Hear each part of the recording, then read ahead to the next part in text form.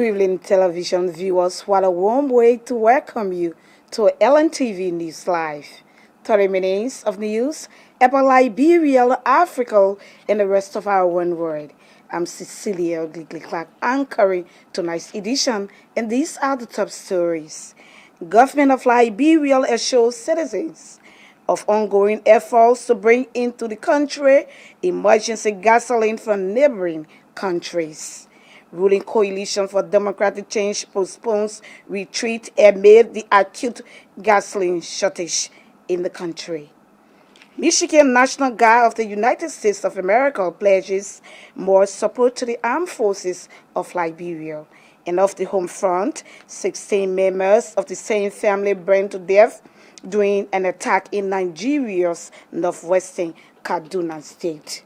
These stories, plus much more, are coming up. But first, let's take a short break. To be right back in split second. Please keep watching.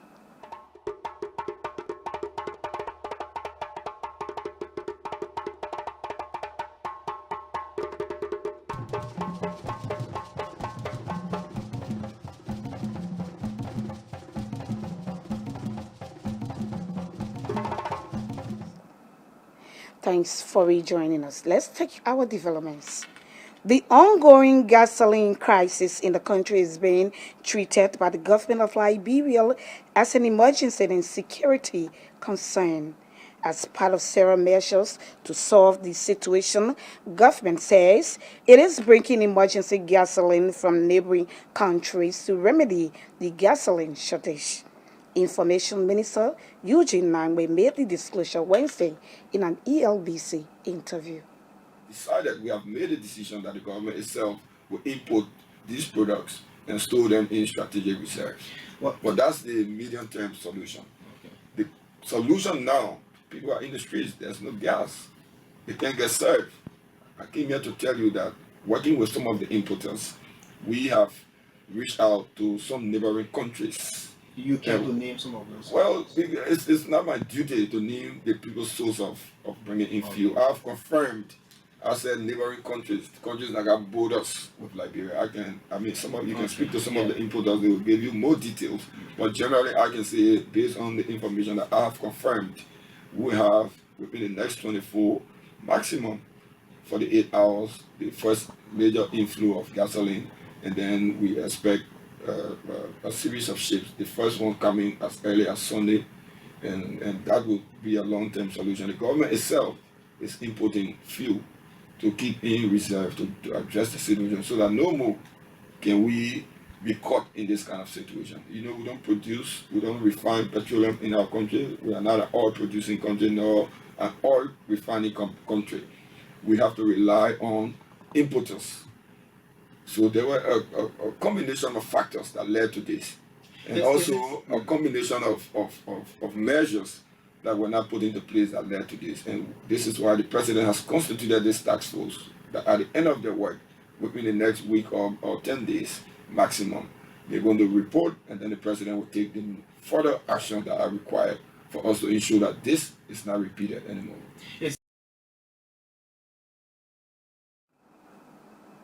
Well, Minister Nangwe also announced that government is due to extend the free transportation service for the public soon. Instead of 10 gallons, what was actually in the tank was 3 gallons. So the basis of that information was what was presented to you as the stock that was existing, and then the reality was different from what was supplied as the data. So this is why we set up the task force to say, why did this happen? What is the cause of this variation, of this difference? And the task force will delve into that and come up with the reasons, and further actions will be taken. So instead of looking back at some of the issues that happened, we are looking forward for the solutions. And I've asked the public to kindly remain patient. They have really been patient. We see people in queues for hours, some of them for days. People walking. It's not what we want. In fact, we as a government, to alleviate some of the transportation situation, we are looking at expanding the MPA bus fleet the free bus from 3 weeks to to expand it. I think an official announcement will be made today on that. But the discussion now is for us to do it more, so that people can get through the next few days until the gasoline situation is resolved. Okay. The Ministry of National Defense has expressed delight over the partnership with the Michigan National Guard of the United States of America. Deputy Defense Minister for Administration Olandros Dixon, formally welcoming the delegation to Liberia Wednesday, reaffirmed the commitment of the ministry and the AFL to upholding the partnership between the two institutions. With the people of the United States and the Michigan National Guard in this particular instance. And it's an understatement if we try to talk about the U.S. government, the U.S. military, being our significant partner. So the area will not be where it is right now without the support of the United States government and the U.S. African. The restructuring of the armed forces itself was totally led by the U.S. government. So again, we are here on this day. It gets to reaffirm that partnership, between our militaries. So again, we want to say thank you for coming. I mean, especially at this time, coming to Africa. I hope your stay here, has been good thus far. Again, we appreciate your presence, and we thank you for all the support provided. While responding, the head of the Michigan National Guard delegation, Brigadier General Catherine White, said they stand ready to ensure the training and proper education of the Liberian Armed Forces personnel, as well as strengthening the partnership between the two countries. The Michigan National Guard has been planning and working with the Armed Forces of Liberia for nearly 11 years now. And our partnership started modestly in 2009. Started with a simple exchange of ideas and experiences. We advised the Armed Forces of Liberia on basic military tasks, procedures such as how to organize basic military structure, and we shared American military protocol with Liberian soldiers that ranged in rank from private to general. Our early information exchanges included how to track military supplies, assets, and enforcing professionalism among the ranks. And initially, the Armed Forces of Liberia leaders did a lot of observing and asking questions. The Armed Forces of Liberia and the Michigan National Guard have come a long way in this decade. We've built strong relationships, strong enduring relationships that will only continue to grow. As partners, we have moved from observing and advising to conducting about 11 separate training engagements per year, which vary from medical readiness, logistics, engineering projects, and key leader engagements. In fact, in 2015, Michigan National Guard and Liberian soldiers together built 2 multi-use facilities at EBK, which are now being used as schools. Later in that same year, 2015, Armed Forces of Liberia engineers built a medical clinic, also at EBK. Michigan engineers from the National Guard later came and visited the clinic and were so very, very proud to see that the clinic was built entirely to the U.S. construction standards. Well, as we have heard in the headlines, the ruling Coalition for Democratic Change has announced the postponement of its retreat original schedule for this weekend. CDC Chairman Mulba Molu said the ruling party cannot hold its retreat in the midst of the ongoing gasoline crisis and other economic challenges facing the country. Molu spoke Wednesday during a press conference at the CDC headquarters in Congo Town. National Executive Committee of the CDC has rescheduled the CDC National Retreat to take place on Saturday, March 7, 2020 at the Antonin Tottenham Stadium.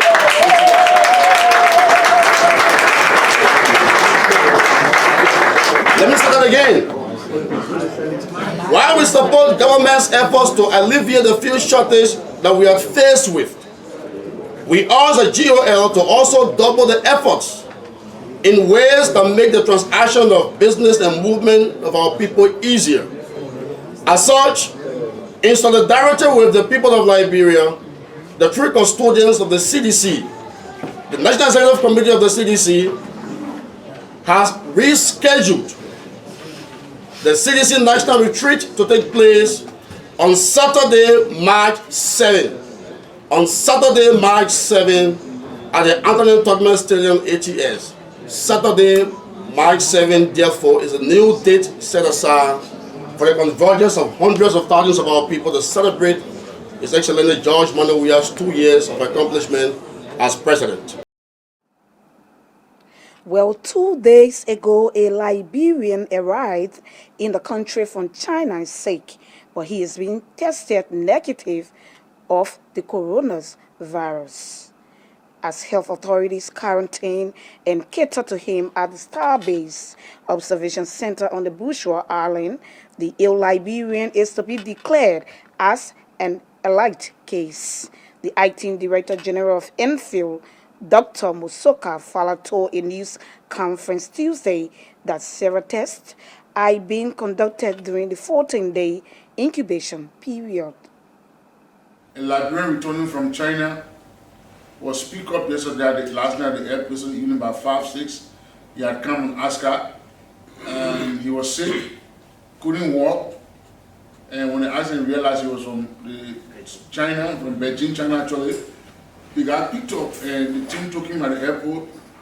Blessedly, we have our ambulance crew there. They wore their PPE and took him in the ambulance.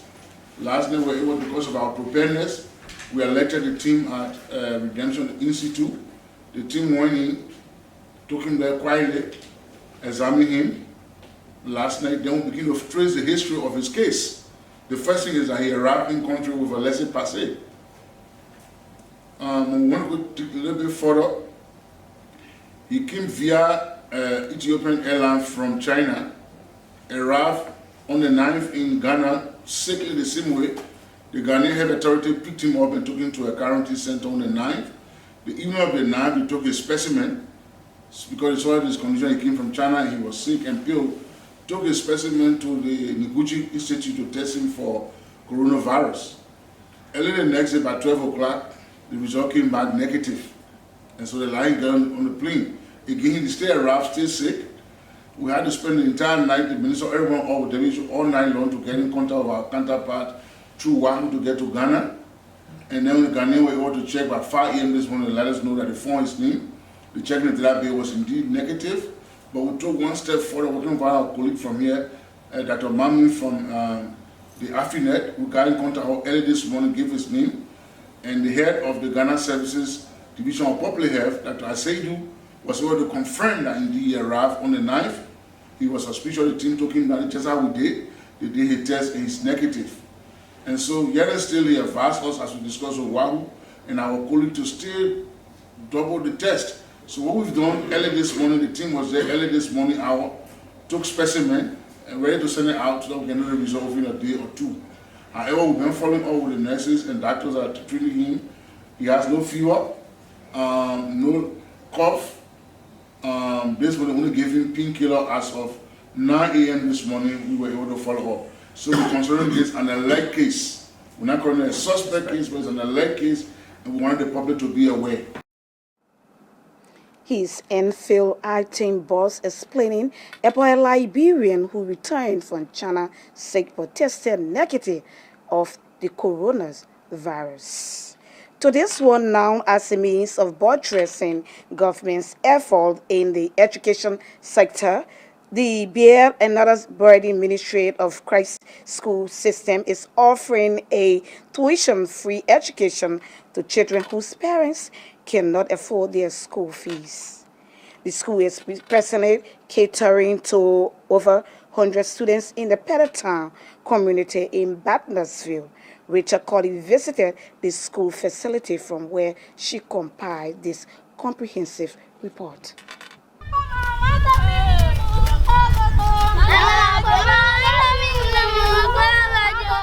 In 2009, a dream to provide free education was realized by the vision bearer of the Bear and Others Burden Ministry of Christ School System, Reverend Isaac Mayer. The school today has over 100 students, some of whom are learning agricultural program to prepare them for the future. The proprietor of the school system, Isaac Mayer, explains why he envisioned this dream. Every case I encountered, they were out of school only because they didn't have school fees. And that re-energized me to dedicate the only property I had to a cause. And that cause was to find help to build an institution that will provide free school, fees free, I mean everything free. All you have to do, like they do in the United States, put on your clothes and come on to school. Most of them are from parents who can hardly afford their daily upkeep. And so we think if we start to train them in a manner that will help themselves, so that by the time they graduate from our free service, they will have something that they can lay back on to help their parents and move on. They could have their little backyard garden, sell their cucumber, sell their water green, whatever they plan, and they could make $1 or $2 so that they help their parents to pay their fees. When we are exhausted, we don't have the capacity to carry them up to high school yet. Of course, that's our dream, but we're not there yet. So until we get there, we want to be proactive. BAMOK Principal Annie Barrow said the vision of the school is to reach across the 15 counties of Liberia to ensure that more children be given access to tuition-free education. First of all, I must tell God thank you for giving us life to take those that left behind to this level. I feel so great about that. And I even want to take this organization, this program, to the 15 counties, if God willing, and we have a help. The school began with the first 3 classes, but as the need to assist increased, the school now runs classes up to grade 5 with the hope of reaching junior high in the coming years, if given the necessary support needed for expansion. I am Rachel Gbangbe-Colley reporting.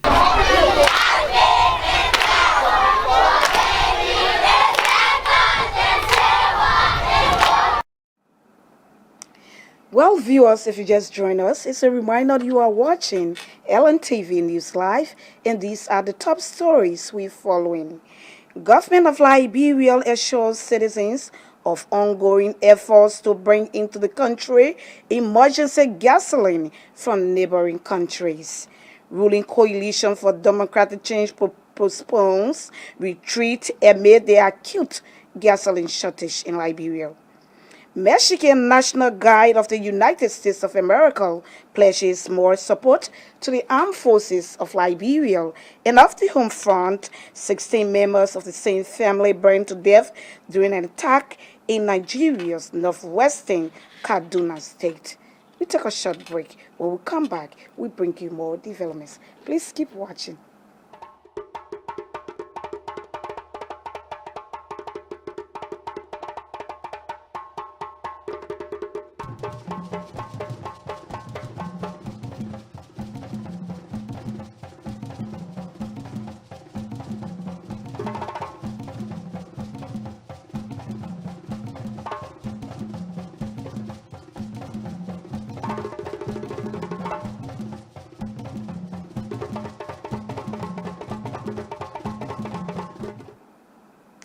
Many thanks for rejoining us. Let's continue with more developments. Residents of Pelican in Grand Crew County are excited about the prospects of telecommunications services in the area. This followed the start of installation of telecommunication equipment to restore voice and data services to that part of Grand Crew County through the Universal Access Project. Residents could not have their joy as they enjoyed temporary Wi-Fi services at the start of the installation. Leading development, yes, I feel good. It's good for us now. If it's never is here, it will be good that you sit down in your house, call them. But the area that always will come there, sometimes there are no good secret. You want to talk to your fiancé, you want to talk to anybody with a good business area to discuss your business. At the end of the day, the person can carry out and be expressing it around. So the way you're looking at is when it happens, you tell God thank you. Now while you be lying down in your room, you call your secret, call your talk, and finish it will be fine. Advisement of the time memorial. So right now, having that right now era would be a great joy for me. Because like the past time I have been in a jack, which is especially having customers with other people who work at down here. It's not so outside, it's down here. So having telephone would be a great thing for me in my business. I would highly appreciate that greatly. Now my brother, I don't want you to explain about it. If I don't even explain when you go to church, why you don't explain about God know about it? The network, it's a good something they could do for us. Because sometimes you want to talk to your family, or you want to talk to your friend. Why you don't say on the phone? Somebody might come from the same place, say, oh, this is what email say, or this is what the person say. So, very fine. So they are doing it for all fine. We are happy. I can go to the restaurant, if the network is prepared, go to the restaurant and call. Who will know about it? Now, only my secret. Well, James Momo is the project coordinator of the Universal Access Fund. He outlined details of the project and its impact in the county. We commenced putting the visa head up to do the casting and the civil works not too far from the whole year. And tomorrow, part of the steel works will be done. We have the crush wax, the sand ore will be brought in tomorrow, so that so tomorrow a good chunk of the work, will be done. The painting of the tower will be done by some of the men. So we have different segments, small work here, there, all geared towards making us to work very fast to ensuring that this thing is up and running in the not too distant future. The first major benefit the town will accrue is the fact that somebody going to stay in the town and call the relative, and you can imagine what it does to the economy, what it does to their educational system, the health system here. You can stay right here, and send money to your son in Monrovia. Your son can send you money. And Palucan, as you have seen, all right, is a town that is involved with mining activities. And somebody who is mining his gold or mineral can get to call somebody from Monrovia, and talk about price, for example. That's boosting the economy. Students can get to do their assignments. Just moments ago, I was using my phone and posting on Facebook for the first time ever in this part of the country, and I was elated that not too long from now, people in the town, inhabitants, wouldn't have to travel far and wide to just make a simple phone call. They stay right in the bedrooms and be able to call. This is all geared towards making life better and easier for our people. But I'm super excited to see the process, the project rolling on. This year's Armed Forces Day celebration has seen many calls for the inclusion of more women in the Army, especially in leadership roles. But it seems that other national security institutions are also not taking the call lightly, repositioning their recruitment to include women. Colonel Patrick Sudu is the Inspector General of the Liberia National Police. He wants the enactment of laws that will further attract people to the police. The Deputy Commissioner General of the Liberia Immigration Service, Colonel Asatu Kenen, also welcomed the recruitment of more women in the Army and other national security agencies. The day in the Republic of Liberia is a memorable day for all the gallant men and women armed. So this day celebration was very good. I love the team. It's about strategizing to incorporate more female into the security sector. That is a very laudable idea. Somebody was saying that the AFL, the police, I want to do the same job. There is a need to celebrate the police day. You think so? Yeah, there's a need to celebrate the police day, and we're looking in that direction also. Are you talking about submitting some kind of bill or something to have it? Yeah, we're not only looking at it in terms of police alone, we are looking at it in terms of the entire security sector, all of the AFL. So you'll be pushing that there should be a particular day to celebrate. Yeah, we'll be doing that. We already discussed it. Inclusion or increasement in the security sector, we focus on the AFL. I think that was a very good move because in the past, when you talk about women in security or in law enforcement, you were only referring to filing clerks, radio operators, and secretary. But today you can see that women are making a difference. Look at the deputy chief of staff. She's very excellent and she's performing people as the men. So I think women should be given the opportunity to enroll in the AFL. The president today said he mandated the leadership of the defense to come up with the major rehabilitation of schools within the barrack. Today, that's exactly what made the news. What can you say as a relations I think that is welcoming because if you have these kids of the military attending school, before they are out of high school, they'll be well equipped to maybe to follow their parents as more role models. And you know, like in the past, people used to refer to the army as oppressor people. But you can see the difference today, especially having 2 lawyers today that was announced. I think that's well. Well, a 27-year-old woman is appealing to philanthropists to help her seek medical treatment from bullet wounds sustained during the Liberian civil crisis. According to Tenant Dolokon, the incident occurred in Fulloblat Town, Bong County, during the Liberian civil crisis in 1994.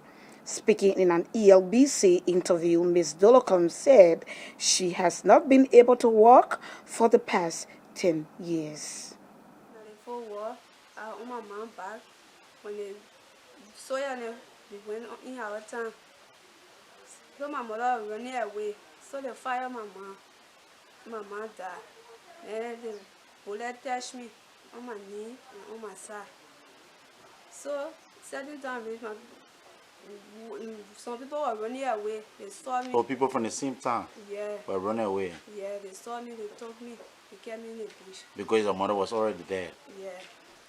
When they were treating me, they treated the soul, they don't know that the bullet left in me. So when they treated the soul finished. I started walking. Certain time reached, they started giving me hard down. I was not walking again. One man went in our town to pay us. When he saw me, he asked, they explained my story to him. Like he tell my people, he tell them, say, but I guess my friend working to today play a ship. A ship. Yeah. In town. Medicine ship. He said, but I can help. You see what the ship need? Medicine ship. Okay. So when the man called his friend, he told his friend came and saw me. Like they took me to medicine ship. They took all the gunshot. But certain times they reach again, they start giving me hard time. When they took out the gunshot, you started walking small. Yeah, but I'm not walking straight again. Yeah. The way I was walking first. Okay. Then after a certain time, they start giving me hard time again. And stay there, yeah, give me hard time. I'm able to walk. They trying all in my body. They both did not actually. They say the gunshot touched my bone. the gunshot touched your bone. Yeah. And that is what is affecting you right now. Yes. I really want for people to help me. To help you to do what?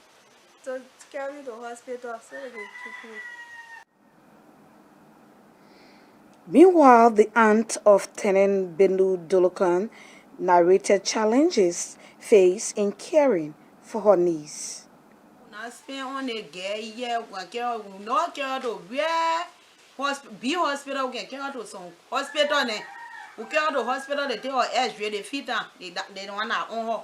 We care to hospital, they take our edge, and they put to order, they go shot, they boom, they need boom.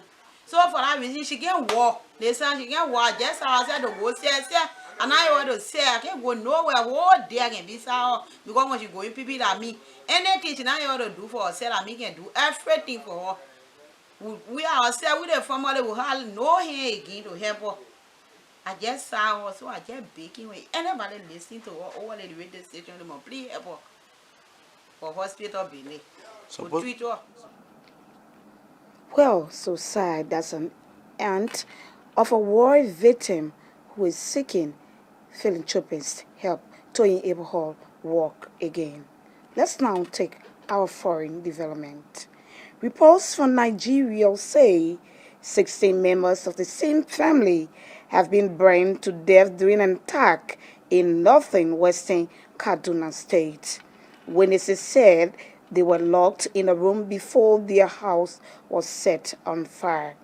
A number of other people were shot dead when dozens of gunmen arrived in their village. Vehicles and other property were set ablaze. It is not clear who carried out the attack. Kidnapping gangs, bandits, and a faction of the Islamist group Boko Haram, known as Asaru, are active in the area. Well, viewers, on that note, this is how we draw the curtains on tonight's edition of LNTV News Live. But before we go, a recap of the major stories we followed. Government of Liberia assures citizens of ongoing efforts to bring into the country emergency gasoline from neighboring countries. Ruling Coalition for Democratic Change postpones retreat amid the acute gasoline shortage in the country. Michigan National Guard of the United States of America pledges more support to the armed forces of Liberia. And away from Liberia, 16 members of the same family burned to death during an attack in Nigeria's northwestern Kaduna State. Many thanks to our entire production team for making tonight's edition a success. Many thanks to you, our valued viewers, for watching. On behalf of the entire team, I'm Cecilia Glickly-Clark. I anchored. Good night from Pinsville.